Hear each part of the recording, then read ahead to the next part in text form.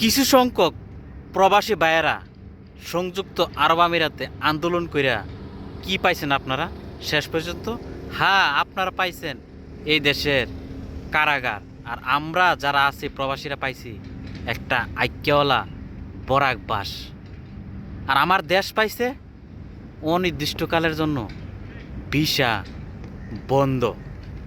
আপনাদের এই আন্দোলনের কারণে আমরা এখন বড় একটা ক্ষতির সম্মুখীন হয়ে দাঁড়াইছি।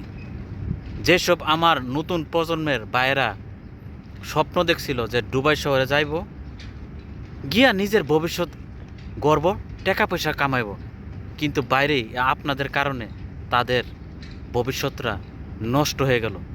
আমরাই তো বলা বলি করি যে এই দেশের সরকার কেন আমাদের ভিসা বন্ধ করে রাখে কিছুদিন পর পর, এর জন্য দায়ীকেরা আমরা। আমাদের এই কিছু কিছু সংখ্যক প্রবাসী ভাইয়ের আন্দোলন, দাঙ্গা হাঙ্গামা এবং অন্য অন্য অপকর্মের কারণে আমাদের ভিসা বন্ধ করে রাখে।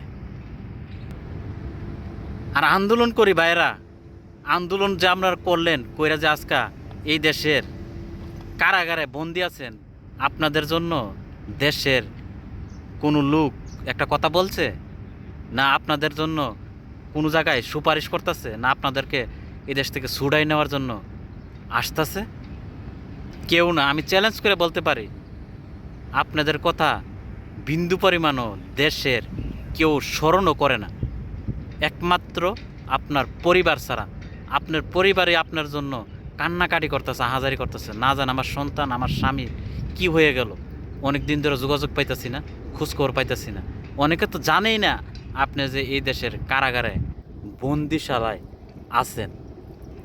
বাইরে আমরা প্রবাসীরা এই দেশে আইছি কাম করে টাকা উপার্জন করে নিজের ভবিষ্যৎ গড়ার জন্য।